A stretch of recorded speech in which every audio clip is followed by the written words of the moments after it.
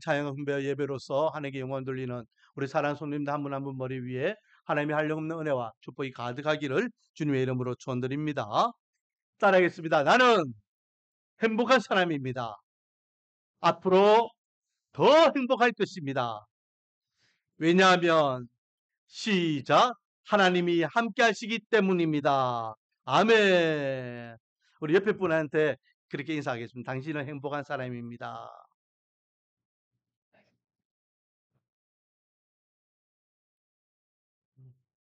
할렐루야. 지난주에는 전면이라 가지고 없어가지고 그랬는데 오늘은 이렇게 다 참석해가지고 또 풍성하고 참 한 주 한 주가 참 하나님의 은혜입니다. 자, 행복한 사람은요 어떤 사람일까요? 행복한 사람은 은혜 받은 사람이 행복한 사람입니다. 은혜 받은 사람. 물질과 조건과 환경이 갖춰졌기 때문에 행복한 것이 아니라 하나님의 은혜가 흘러넘치면 그것이 곧 행복이고 기쁨이 됨을 믿으시기 바랍니다. 그러면 우리가 행복을 어디서 발견하고 누릴 수 있을까요? 우리가 행복을 누릴 수 있고 은혜를 받을 수 있는 유일한 방법은 따라하겠습니다. 하나님의 말씀밖에 없다. 할렐루야. 하나님의 말씀만이 우리에게 은혜를 줄 수 있는 유일한 방법이고 우리가 행복할 수 있는 유일한 방법임을 믿으시기 바랍니다. 그래서 오늘은요, 이 말씀을 통하여 은혜를 누리는 것에 대해서 나눠보기를 원합니다. 특히 우리 교회 이름이 뭡니까? 말씀과 은혜 교회. 무슨 뜻일까요? 말 그대로 말씀으로 은혜를 누리는 교회입니다. 그래서 우리 교회 이름이요, 조금 어려워요. 말씀과 은혜 교회도 아니고 말씀과 은혜의 교회예요. 그 의자가 중요하댔어요. 의자가. 이 소유격이 중요하댔어요. 왜냐하면 말씀과 은혜 교회라면 우리 교회 자체가 말씀이고 은혜라는 거예요. 사실은 우리 교회도 인간들의 모임이기 때문에 완벽하다, 완벽하지 않다? 완벽하지 않다. 그러므로 우리 교회도요, 늘 말씀을 통하여 은혜를 경험해야 되는 교회예요. 우리 교회 자체가 은혜가 넘치고 말씀의 풍성함이 있고 그게 아니라는 거예요. 부족한 자들의 모임이기 때문에, 약한 자들의 모임이기 때문에 하나님의 은혜를 경험해야 되고 하나님의 말씀을 통하여서 그 은혜를 누려야 된다. 그래서 말씀과 은혜의 교회라고 우리 교회 이름이 정해져 있습니다.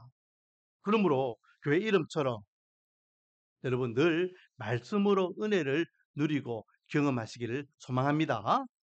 자, 우리 지금 느헤미야서를 묵상하고 있는데요. 느헤미야서 13장까지입니다. 한번 다시 제가 정리하면 느헤미야서는요 크게 두 부분으로 나눌 수 있겠습니다. 1장부터 7장까지는 예루살렘 성벽 재건, 그래서 외향적인 건물 건축을 재건하는 것을 기록하고 있으면 8장부터 13장까지는 무엇에 대한 말씀을 했습니까? 말씀 사경회라고 했습니다. 말씀을 통하여 영성을 회복하는 거예요.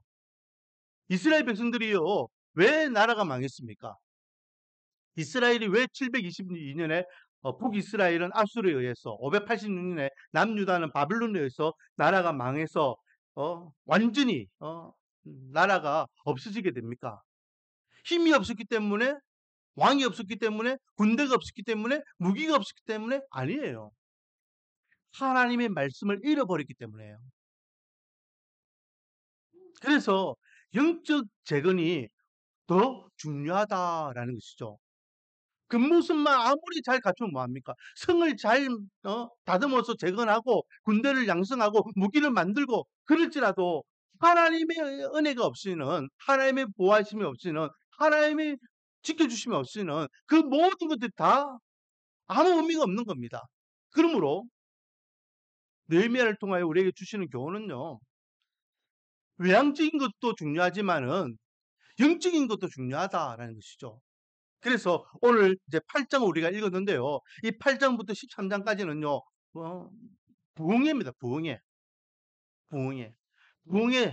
말씀을 통하여 은혜 받고 은혜 받은 성도들이요 그 은혜에 이기지 못해서 우리가 어찌할꼬 하면서 기쁨으로 하나님 앞에 예배드리고 섬기고 교제하고 말씀대로 살아가려고 노력하는 모습들이 쭉 기록되어 있습니다.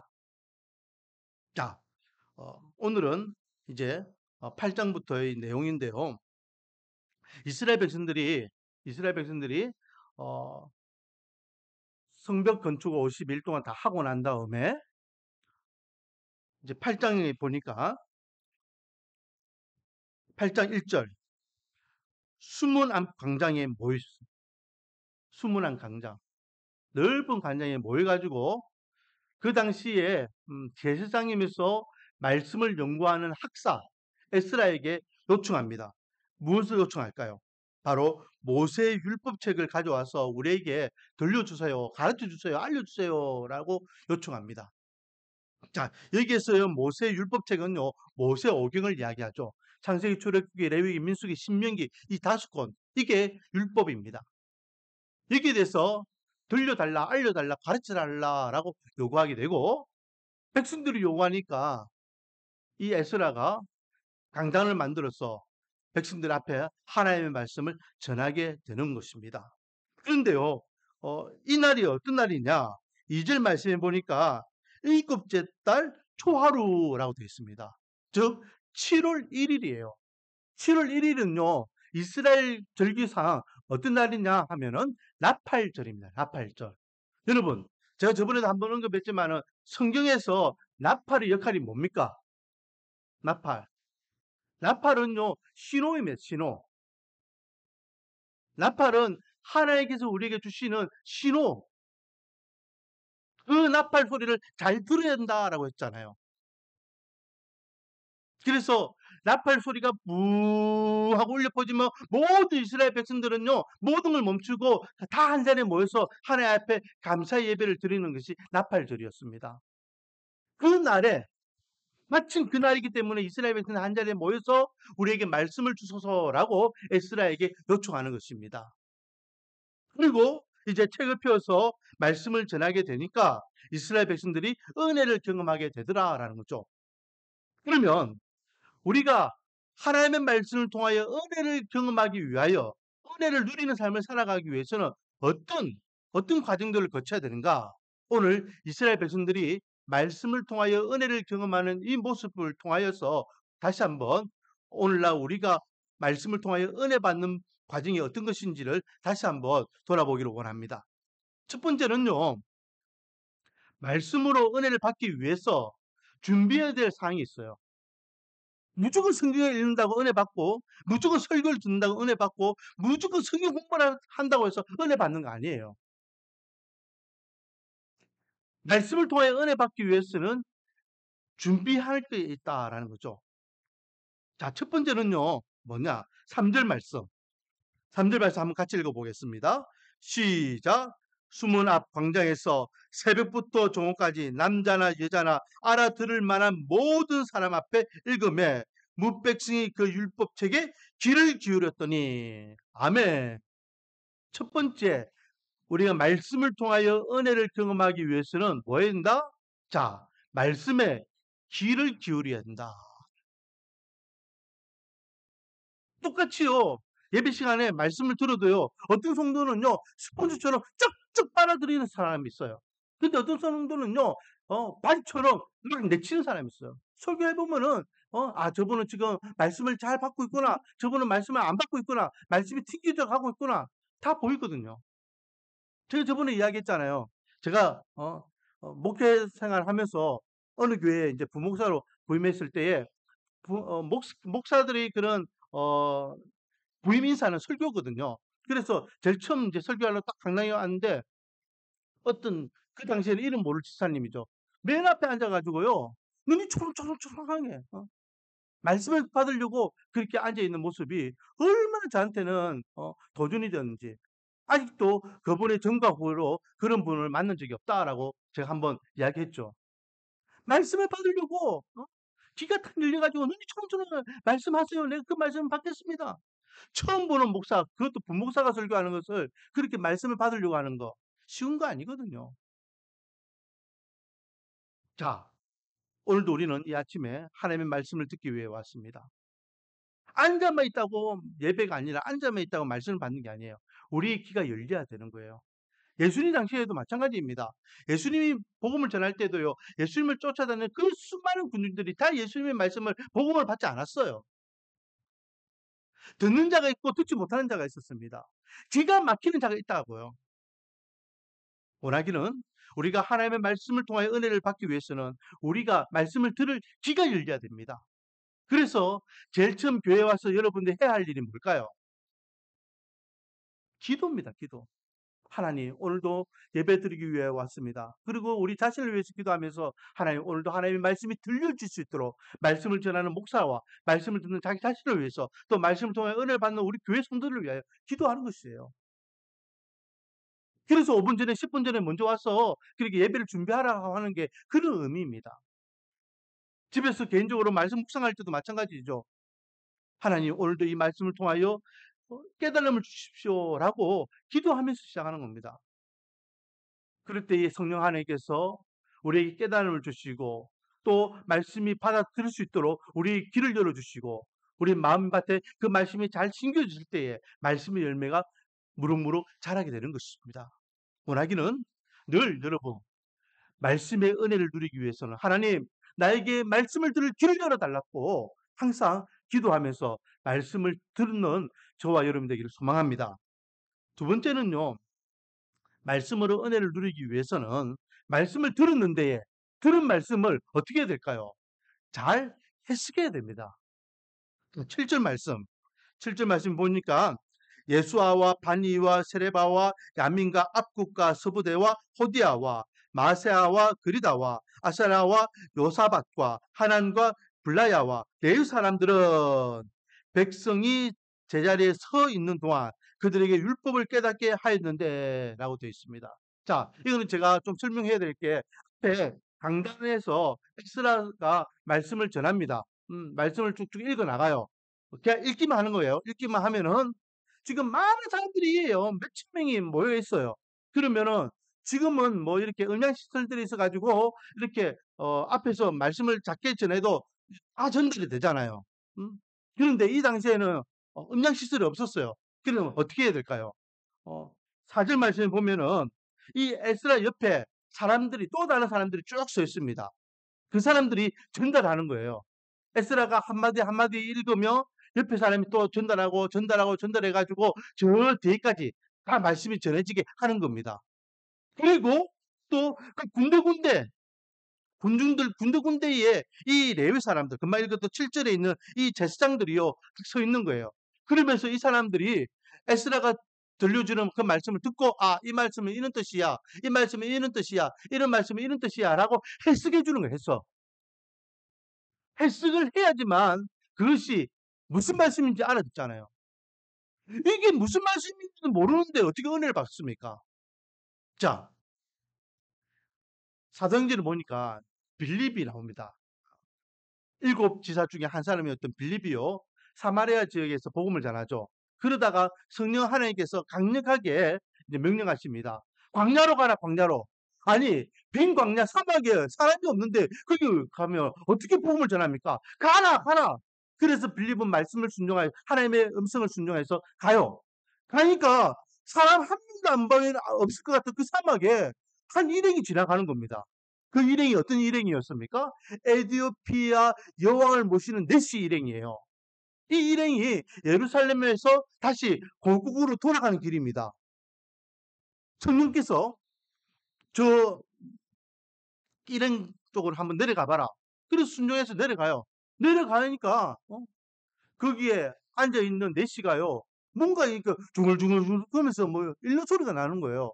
가만히 들어보니까 성경을 읽고 있는 거예요. 말씀을. 그래서 묻습니다. 여보시오.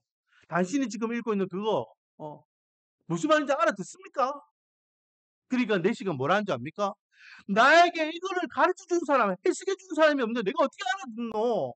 그게 읽을 뿐이지 무슨 말인지 몰라? 라고 하는 거예요.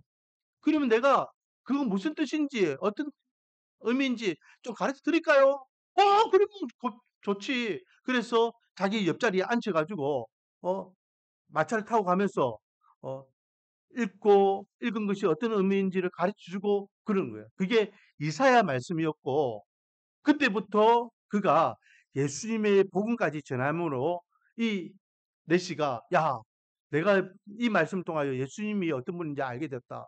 내가 예수님을 믿고 예수님을 이제는 나의 주 나의 하나님을 고백한다. 그러므로 내가 세례도 받고 싶다. 즉시 옆에 있는 내과에서 세례까지 받는 놀란 일이 있더라라는 거죠. 이게 중요한 건 뭡니까? 이 내시는요, 성경을 읽는 때에 무슨 말인지 몰라요. 해석이 안 되니까 의미가 없는 거예요. 오늘 본문에 8절입니다. 하나님의 율법책을 낭독하고, 이제 에스라와 에스라의 돕는 자들이 말씀을 전해줬죠. 낭독하고 그 뜻을 해석하여, 제사장들이 그 뜻을 해석해 주니까 백성에게 낭독하는 것을 어떻게 되더라? 깨닫게 되더라. 깨닫게 되더라. 이게 목사 역할이잖아요. 여러분, 목사가 하는 일이 뭘까요? 말씀을 해석해 주는 겁니다. 말씀을 읽고 그 말씀이 어떤 말씀인지. 왜 이게 중요할까요? 말씀을 어떻게 해석하는 따라서 성도들의 삶이 달라지는 겁니다. 해석은요, 마치 옷과 같은 거예요. 어떤 옷을 입히느냐에 따라서 그 사람의 신분이 달라지는 겁니다. 군복을 입히면 그 사람은 군인이 되고, 경찰복을 입히면 그 사람이 경찰이 되고, 의사복을 입히면 그 사람은 의사가 되는 거예요. 말씀을 어떻게 해석하느냐에 따라서 삶이 달라지고 방향이 달라지는 겁니다. 그래서 정통적인 교회에 말씀을 들어야 된다라는 것이, 그렇게 바른 말씀을 깨닫고 바르게 말씀을 알아야지만 바른 신앙관을 가지고 바른 신앙생활을 할 수 있는 겁니다. 그래서 진보 성향의 교회와 또 보수 성향의 교회, 말씀 중심의 교회와 말씀 중심이 아닌 교회, 또 정통적인 교회와 이단, 이런 것들을 우리가 분리해서 좀 말씀에 가까운 교회에 신앙생활을 하기 위해서 그런 교회를 찾아가야 되는 것이 왜 중요하냐? 결국은 그것이요, 그냥 신앙생활로 끝나는 것이 아니라 나중에는 구원까지도 연결되는 거예요. 잘못된 신앙관은 잘못된 구원관을 가지게 되고, 결국은 그런 사람들은 구원의 은혜도 잃어버리게 되기 때문에 말씀을 해석하는 것이 아주 중요하다라는 겁니다. 그런 의미에서 여러분들은 좋은 교회 말씀 가운데 이렇게 잘 오셨습니다. 좀 투박하고 좀 이렇게 세련되지 못한 설교이지만, 그래도 저 나름대로는요, 자부하는 게 있습니다. 어쨌든 저는 말씀에 입각해서 말씀을 전하려고 노력하기 때문에, 그리고 정통적인 말씀을 해석하여서 가르쳐 주려고 하기 때문에 제 설교에는요, 크게 모나지 않고 크게 삐뚤어지지 않은 설교라고 자부합니다. 사랑하는 성도 여러분, 바른 말씀을 듣고 바르게 깨닫는 것이 아주 중요합니다. 왜 이단으로 사람들이 빠져갑니까? 잘못된 말씀을 해석하여서 잘못된 가르침을 받기 때문에 신앙관이 얕아가지고 흔들리는 거예요. 원하기는 저 여러분은 항상 하나님의 말씀을 바로 해석하여서 그 말씀을 붙잡고 바른 신앙관을 가지고 바른 믿음의 삶을 살아가기를 주님의 이름으로 축원드립니다. 이렇게 은혜 받기 위해서는요, 말씀에 귀를 기울일 수 있도록 우리 귀를 열어야 되고, 또 말씀을 해석할 수 있는 해석자가 필요합니다. 그러고 난 다음에 말씀을 듣고 말씀을 통해서 은혜를 받으니까, 두 번째, 은혜 받은 자들의 모습이 어떻게 보여지느냐? 9절 말씀입니다. 9절 말씀. 백성이 율법의 말씀을 듣고, 들었다는 것은 깨달았다는 겁니다. 아까 전에 8절에 깨달았잖아요. 그렇죠? 듣고 깨닫게 되니까 제일 먼저 보여주는 현상이 어떤 현상입니까? 듣고 다 와 있더라? 우는지라 우는지라. 여러분, 은혜 받는 사람은요, 은혜의 눈물을 흘리게 돼 있습니다. 어떤 분들은요, 교회 왔는데 왜 이렇게 눈물이 나는지 몰라. 말씀을 듣는데 왜 이렇게 눈물이 나는지 몰라. 그런 분들이 계세요. 그게 은혜의 눈물이에요. 자, 우리가 평소에요, 언제 눈물이 납니까? 언제? 정말로 힘들게 버티다가 누군가가 내 마음을 확 만져줄 때에 우리는 눈물이 확 끝날 때가 있습니다. 나 혼자인 줄 알았는데 누군가는 나와 함께하고 있을 때에 위안이 될 때 눈물이 날 수 있습니다. 또 멀리 객지 생활하다가 집에 돌아와서 엄마와 함께할 때에 큰 눈물이 날 때가 있죠. 눈물이 나는 것은요, 결코 창피한 것이 아니에요. 우리 기독교는요, 눈물의 종교입니다. 여러분, 교회에서 많이 우시기 바랍니다.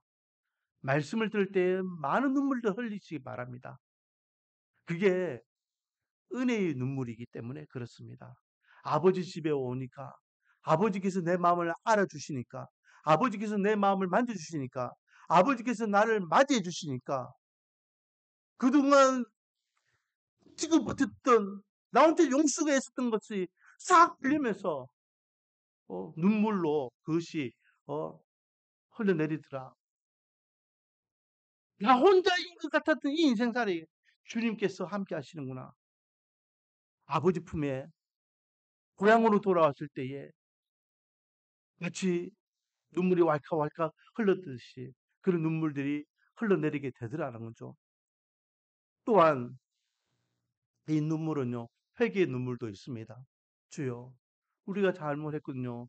자복하고 회개하는 가운데에 눈물을 흘리는 모습. 원하기는 저 여러분들이 은혜 받았을 때에 많은 눈물들을 흘리시기 바랍니다. 은혜 없는 자는요, 절대 눈물을 흘리지 않습니다. 그러면 제가 한번 질문해 보겠습니다. 언제 눈물을 흘려봤습니까? 드라마 보면서 막 우는 거 그런 말고, 말씀을 통하여 예배를 드리면서, 어, 하나님의 은혜 받아서 언제 눈물을 흘려봤습니까? 모르긴 몰라도요, 제가 어릴 적에는요, 말씀 사경이나 이런 것들이 교회들마다 많이 했었는데, 그때에 많은 분들이 울었거든요. 산에, 기도원에 가서 눈물로 기도하는 분들이 많았습니다. 제 장모님도요, 많이 우셨거든요. 원하기는 은혜의 눈물이 가득한 삶을 살아가기를 소망합니다. 두 번째는 은혜 받은 자들이요, 어떤 모습을 보이느냐? 이렇게 막 성도들이요, 한편으로는 하나님의 위로와 한편으로는 회개의 눈물을 막 흘리기 시작하니까 느헤미야, 총독 느헤미야와 제사장 에스라와 그리고 그 옆에 있던 제사장들이요, 그래서 막 못 울게 하는 거예요. 왜 못 울게 하느냐? 이날은 성일이라 성일. 음, 하나님의 날이라는 거예요. 음, 나팔절이잖아요. 이날은 우리가 울 날이 아니야. 우리가 기뻐하고 즐거워하는 날이야. 왜 웃고 있어? 울지 마라, 울지 마라. 자, 10절입니다. 느헤미야가 또 그들에게 이르기를 너희는 가서 살찐 것을 먹고 단 것을 마치되 준비하지 못한 자에게는 나눠주라. 이날은 우리의 성일이니 근심하지 말라. 여호와로 인하여 기뻐하는 것이 너희의 힘이니라 하고. 그렇습니다. 여러분, 은혜 받은 자들은요, 기뻐하고 즐거워하는 삶을 살아요. 아까 전에 제가 이야기했죠. 행복한 것은 은혜 받는 것이다. 왜 행복한 것이 은혜 받는 것이냐? 왜? 어, 행복한 사람들은요, 기뻐하고 은혜 받는 사람들은 즐거워할까요? 그게 다 연결되는 말씀이잖아요. 음, 목포에 가면은 사랑의 교회, 목포 사랑의 교회가 있습니다. 거기에는요, 행복 컨퍼런스를 합니다. 그 백동준 목사님이 자기가 성경을 연구하고 우리 교회 성도들이 행복해지기를 원해서 어떻게 하면 행복할까 성경을 연구하다가 발견한 게 이 행복에 대한 부분이 성경에 어떤 의미가 있는지를 깨닫게 되었는데 그게 이제 컨퍼런스로 이렇게 해마다 엽니다. 올해도 8월 달에 이제 어, 여는데 한마디로 이야기하면 행복은 복이라는 말인데 그것은요 다른 말로 좋다라는 말이 좋다. 음. 제가 뭐 오늘 잘 사용하지는 않지만은 이 좋다라는 말은 토부라는 뜻인데요. 행복, 복, 좋다 뭐 이런 뜻이 다 연결되어 있습니다. 여러분 정말로 우리가요 하나님을 만나고 하나님의 말씀을 통해서 행복하고 기뻐하고 즐거워하고 감사하기를 원합니다. 음. 말씀의 은혜를 누리면요. 얼굴이 찌그러질 수가 없어요. 왜? 감사가 흘러넘치는데, 기뻐하고 즐거워하는데. 너는 왜 항상 웃니? 네 삶은 그렇게 고단하고 힘든데 네 얼굴은 너무 편한 것 같아.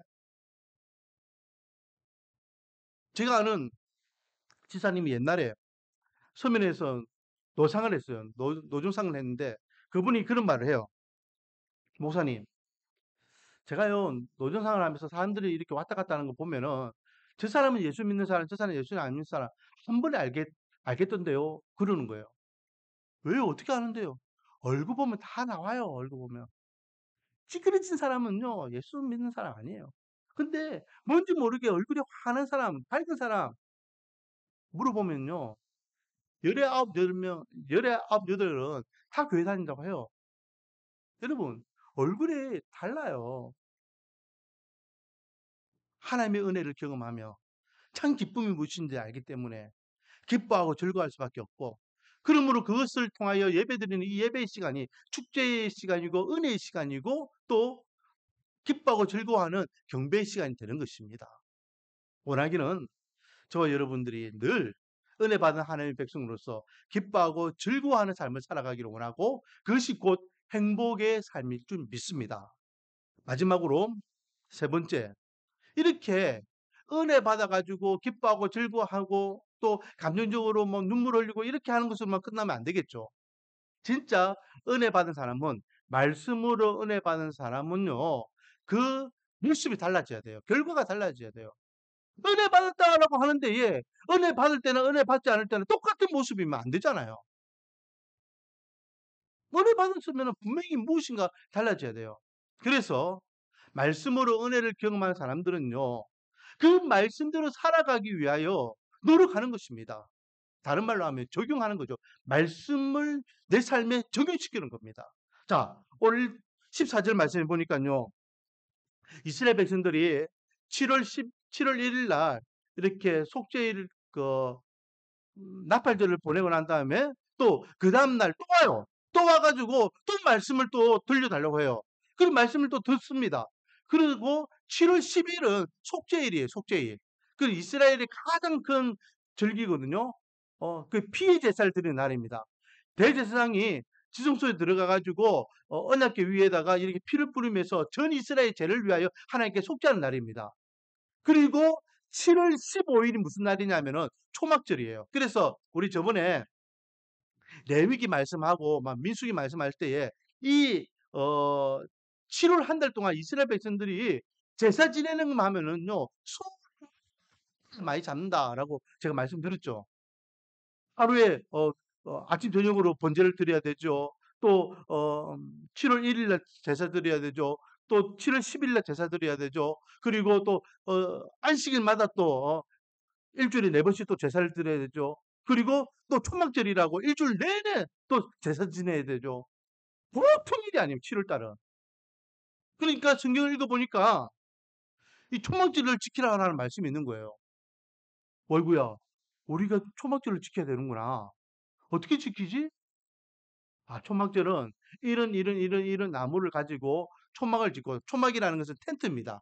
천막을 치고 그래서 일주일 동안 보내는 거야 라는 말씀을 듣고 알게 된 거예요. 보세요. 내 편안한 집이 있는데 어, 산에 가가지고 나무 해와가지고 그걸 가지고 이렇게 천막 치고 일주일 동안 그 맨 땅에서 먹고 자고 하는 거 편합니까 안 편합니까?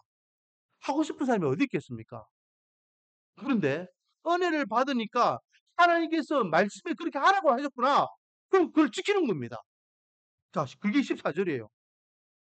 율법에 기록된 바를 본즉 여호와께서 모세를 통하여 명령하시기를 이스라엘 자손은 일곱째 달 절기에 초막에서 그할지니라 하였고. 그 아니야. 그래서 17절 사로잡혔다가 돌아온 회중이 다 초막을 짓고 그 안에서 거하니 눈의 아들 여호수아 때로부터 그날까지 이스라엘 자손이 이같이 행한 일이 없으므로 예, 크게 기뻐하며.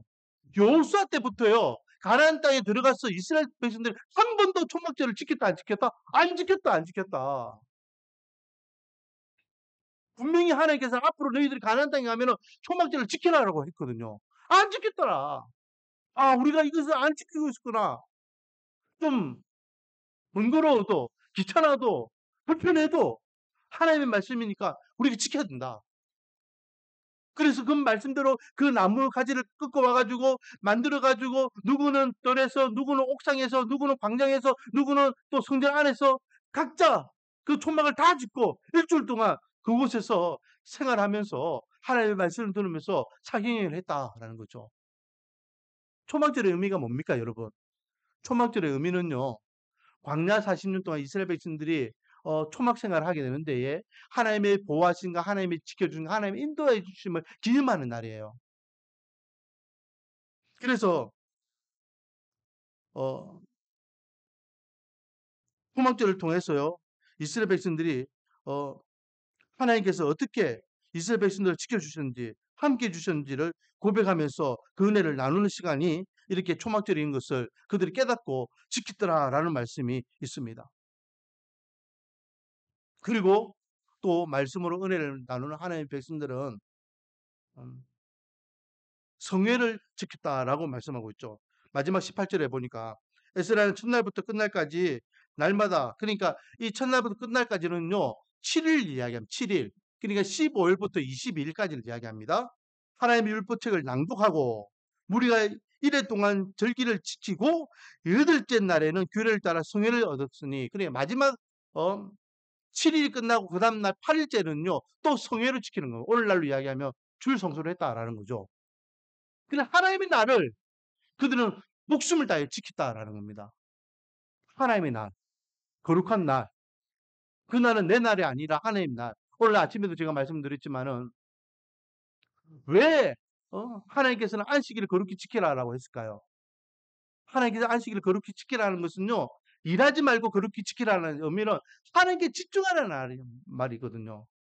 다른 데 한눈 팔지 말라는 거예요. 다른 데 마음 두지 말라는 겁니다. 이 날은 하나님의 날이기 때문에 오직 하나님께 집중하여서 하나님을 바라보며 하나님께 예배드리고 하나님께 주신 은혜를 경험하라. 그게 안식일을 지키기 위해서는 일하지 말라라는 의미라는 거죠. 오늘날 우리는 성일을 얼만큼 지키고 있습니까? 하나님의 날을 얼만큼 지키고 있습니까? 형식적으로 왔다 갔다 하면서 주일 성수했다, 그런 게 아니에요. 온전한 주일 성수는요, 아침에 내가 눈을 떠서 밤에 눈을 감을 때까지 이 날은 온전히 하나님의 날이다 인정하고 주님의 날, 주의 날, 내 날이 아니라 하나님의 날이라고 우리가 고백하는 것처럼 온전히 전적으로 주를 위하여 사는 날이 되어야 됩니다. 그래서 예전에는 주일날은 일하지 말라 해가지고 학생들 같은 경우에 주일날 공부도 안 시켰잖아요. 그래서 제가 아는 어떤 목사님은요, 밤 12시까지 공부 안 하고 있다가 12시 1분 되면 막 또 공부를 막 하고 막 그랬다는 이야기를 듣습니다. 노력하는 거예요. 하나님의 말씀 들었으면 그 말씀대로 살려고 노력하는 겁니다. 사랑하는 손님 여러분, 저는 새벽마다 그렇게 하는 게 기도합니다. 하나님, 우리 교회 이름이 말씀과 은혜의 교회입니다. 정말 우리 교회 성도들이 은혜를 누리기를 원합니다. 은혜를 누린다는 것은 행복한 삶을 살아가는 것이고 우리 교회 모든 성도들이 다 행복하기를 원합니다. 하나님의 말씀을 통해서 행복하고 즐거워하고 그런 삶을 살아가기를 원합니다. 라고 제가 새벽마다 기도합니다. 각 가정별로 우리는 몇 명 안 되니까 이름들을 다 불러가면서 기도해요. 그러면서 그러지 못하는 환경에 있는 분들을 위해서 그러지 못하는 이유들을 하나님 앞에 들으면서, 하나님, 이분은 이것 때문에, 이분은 이것 때문에, 이분은 이것 때문에 행복하지 못하고 은혜를 누리지 못하고 있습니다. 막히는 것을 열어주시고 해결해 달라고 기도하거든요. 그게 담임 목사로서의 본심이에요. 원하기는 우리 교회 모든 성도들이 정말로 주님의 말씀을 통하여 은혜를 경험하기를 원하고 행복한 삶을 살아가기를 원합니다. 그래서 정말로 이 땅에 살아가면서도 정말로 하나님의 은혜가 흘러넘쳐서 기뻐하고 즐거워하는 가운데에 남들이 볼 때도, 야, 요즘 네 얼굴이 달라졌어. 뭐가 그렇게 행복하니? 즐겁니? 말씀으로 은혜를 경험하여서 그것이 드러내지고 또 증거가 되는 그런 삶을 살아가기를 주님의 이름으로 축원드립니다. 기도하겠습니다. 아버지 하나님, 말씀으로 은혜를 경험한 이스라엘 백성들은 말씀대로 살아가기 위해서 노력하게 됩니다. 이 모습이 오늘날 우리의 모습이 되기를 원합니다. 우리 말씀과 은혜 교회도 말씀으로 은혜를 누리는 교회, 그 이름처럼 늘 말씀으로 은혜를 누리고 그 누리는 은혜가 우리 삶을 통하여 영향력을 끼치기를 원합니다.